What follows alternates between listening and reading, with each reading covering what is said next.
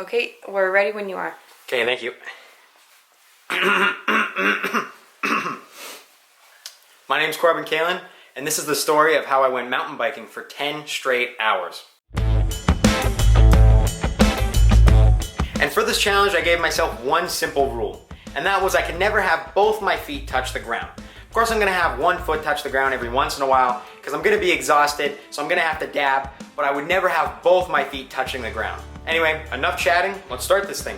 So on September 12th, 2020, I went out at 12 o'clock with 3 cameras in tow, not knowing if the future holds me dying of heat exhaustion at hour 5, or me losing the ability to reproduce in a horrible crash. I began what would be the longest bike ride of my entire life, and I began it precisely on time. It's already 12 and 19 seconds. It's gonna be 12 and 19 seconds? No, it's already 12. It's past. Unfortunately, I did miss 12, but I started at 12:01, and it's really more artistic if you think about it, right? 6, 5, 4, 3, 2, 1, go. Good. Yep. And with that, I was off. Okay, so this is the first lap. I'm not sure how this GoPro angle looks because the GoPro wouldn't connect, but I think it's fine. This is the first lap. First of many, I'm sure.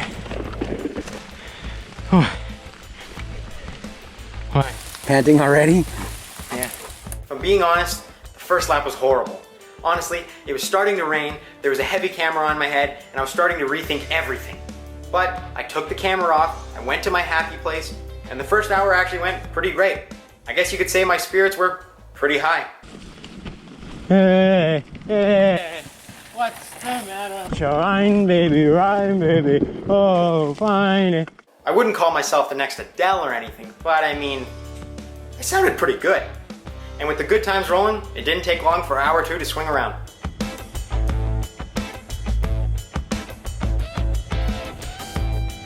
Okay, so that's 1 hour, also 10 laps, so that seems like my average. Maybe I'll make it to 100, that'd be pretty cool. We'll see what happens though, but I'm feeling okay, not too bad. I'm usually done in 2 laps, so I mean, it's definitely a little taxing, but not too bad. I'll see you at 2 hours. And in hour 2, everything went pretty well. I even hit some notable benchmarks. Okay, this is lap 14. I've been biking for, I think, an hour and a half now, and I've just hit 10K. So, that's not too bad. We'll see how many K I do in the long run. But hour 2 wasn't all sunshine and roses. It did present some worrisome things as well. That's probably, I think that's gonna be my biggest problem, is my butt hurting. Everything else I feel totally fine, but just my butt. And with myself starting to show some signs of wear, I went to the only place that I knew would help, food. And on this blessed day, I learned the truly holy capabilities of food. If there's one thing I want you to learn from this video, that's it. Don't narrate it. Why not? And after being fueled up, I finished off hour 2. Okay, that's 2 hours, actually 2 hours and 10 minutes. I forgot to check up there, but still feeling good. My butt's starting to hurt quite a bit, as well as my arms a little bit, but I'm feeling pretty good, so we'll see how hour 3 goes. Now during hour 3, the inevitable happened, and my Apple Watch did stop working. I knew there'd be some technical issues, and that's what it was. But in 2.5 hours, I did get some useful information. So in 2.5 hours, I went 16K with an average speed of 6.3 kilometers an hour.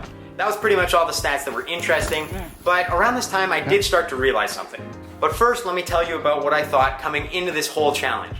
I thought if I was riding the same trail over and over and over, I'd get really bored of the trail itself, but actually, the exact opposite happened. Every time I did it, I almost liked it more and more. I think it really revealed what I love about mountain biking and what I love about progression. Each time I went, I started to learn better lines, faster routes, and honestly, it made the trail more fun, and even to this day, a week after, I enjoy the trail more because I know the perfect routes. But that's what I learned on hour 3. Okay, so that's hour number 3. Things are starting to take a turn for the worst, I think. My riding's become a lot sloppier. I've slammed my knuckle on a couple trees, which has hurt. My neck is starting to get sore and my butt is continually getting worse.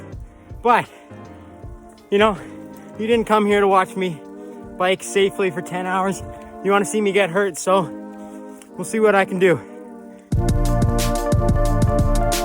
Hour 4 really hit me like a ton of bricks. I'd been schmoovin' up to this point, but as soon as the clock struck 4, my spirits plummeted, the loneliness crept in, and as usual, I decided to call a friend.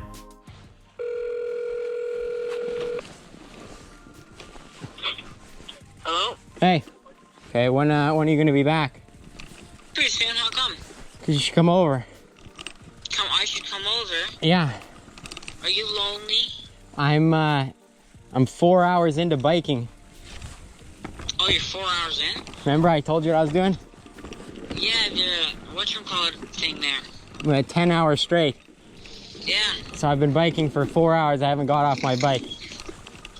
You're getting there, Corbin. Yeah, it's tough.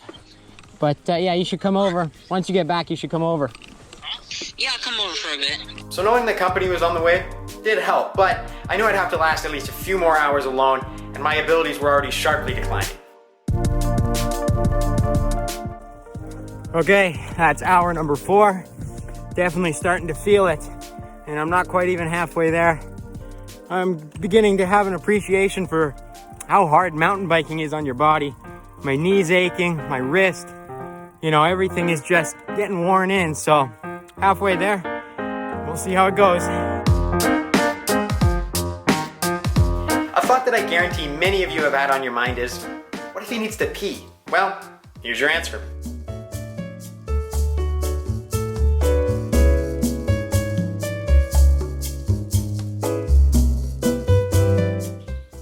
Hard to see if someone's filming. Stage fright.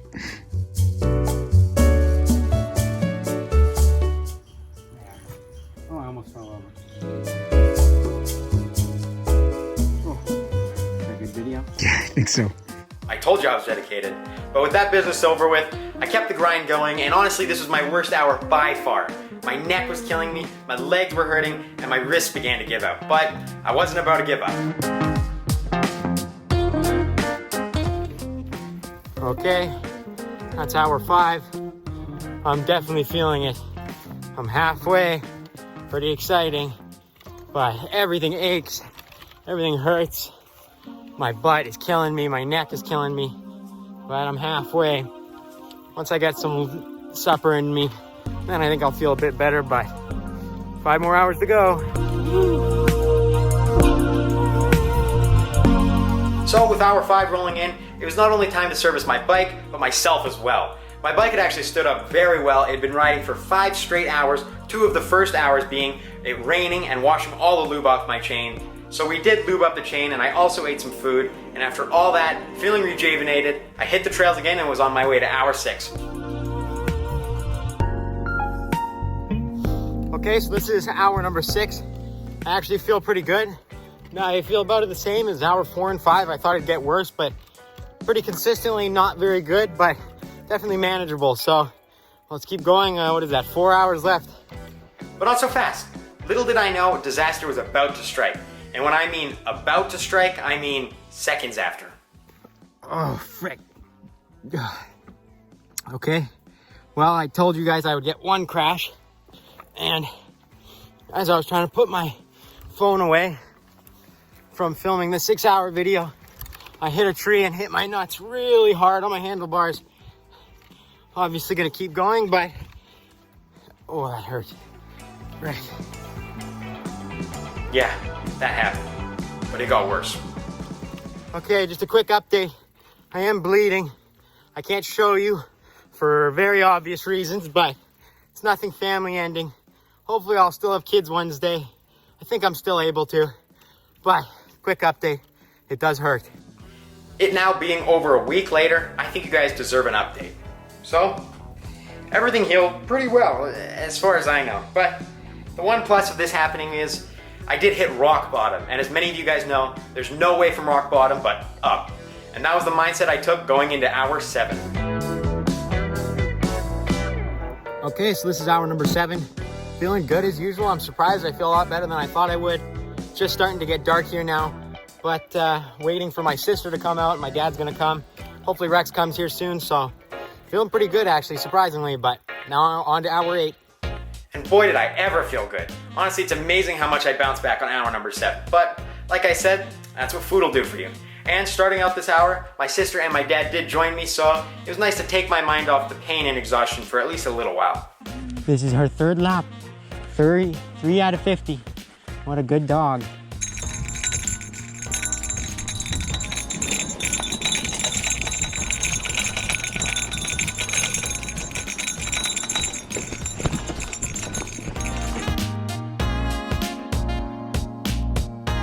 And now that I realized the miracles that food can actually do for you, I made sure that I was well fed, so I had Kraft dinner.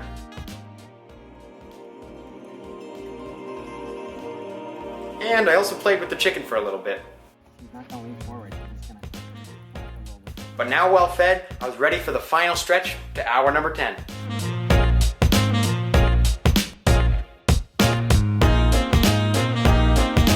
Okay guys, so it's been 8 hours. Feeling good actually, very good. My 4th hour was definitely my low point, but I feel just as good as my 1st or 2nd lap now. And yeah, 2 hours to go. What I failed to mention there was that Rex and actually my Uncle Dorian finally arrived, and as you can tell it was getting really dark, so we put on headlights and put on handlebar lights and continued on the journey.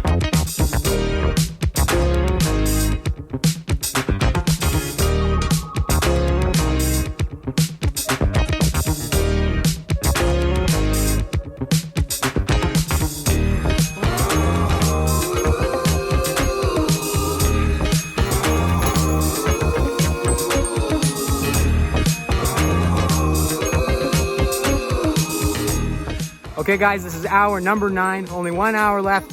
Feeling really good actually. There's Rex with his ripped pants. You can't really see him because he's got his light on, but 1 hour to go. I'm feeling good and let's do her.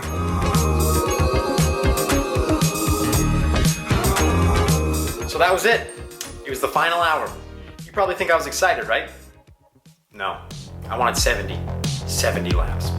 40 minutes to do 7 laps isn't bad. We can do it. We'll hit 70. So in order to do that, I'd have to quicken my pace dramatically. Honestly, I'd been taking it really easy in the last couple of hours, but I knew what I had to do if I wanted to hit 70. But that wouldn't happen before one more quick little pee break. Oh, you can see the tankle. What? You can see it between, I'm kind of shooting it between your legs. And with that, we were off. And boy, were we off. We were breaking lap records. We were flying.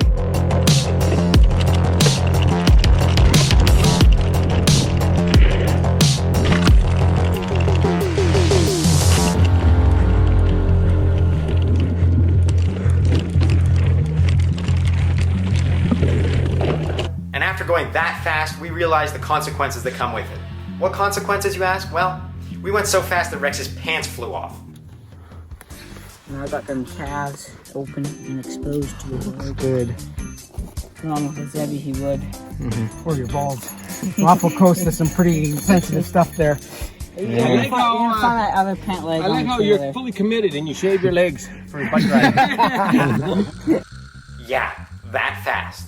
And I went so fast, my body began to smoke. I think you're a little bit warm, Corpse. Right. I'm sweating.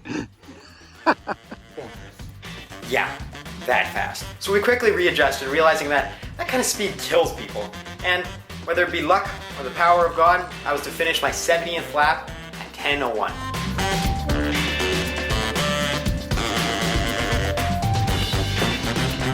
Final down. Final one down.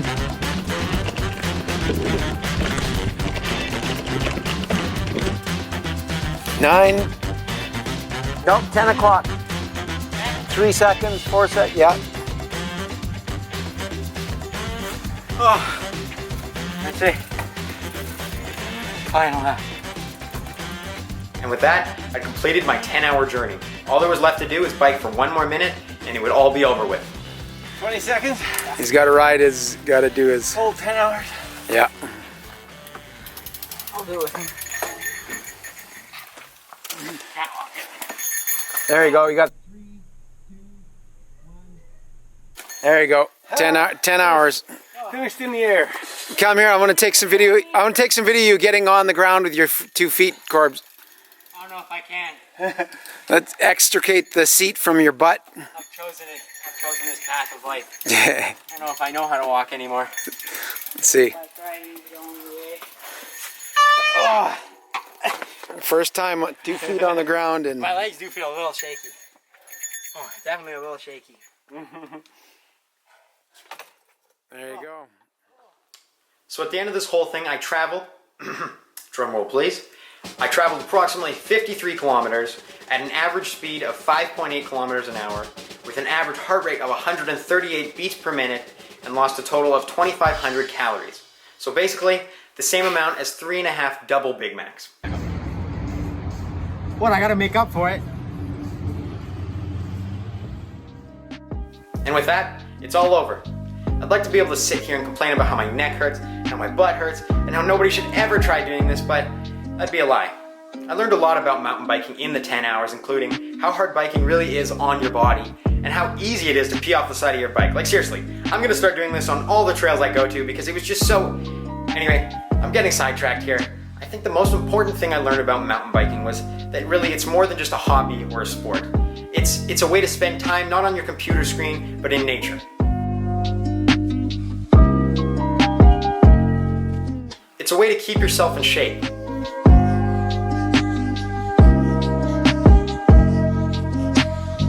And it's a way to bond with people, build a community, and make meaningful connections.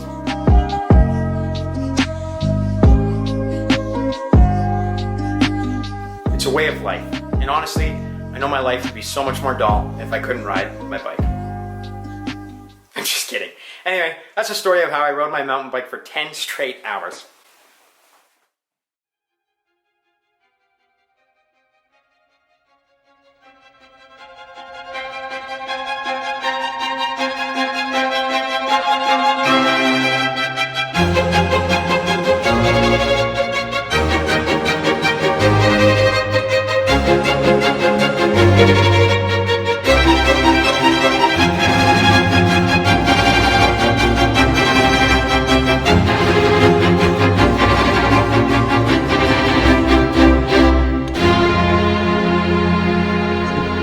Recording.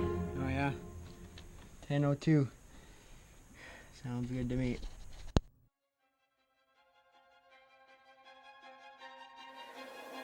Oh, you're chunky monkey. Oh, you're chunky monk. You're so fat. You're so fat. Oh, I'm fat cat. You know, coming into this whole thing, I thought, man, it'll be interesting to see how long Luna stays with me. Galen, and this is how... I No, Corbin! Let's go again. It's not that bad.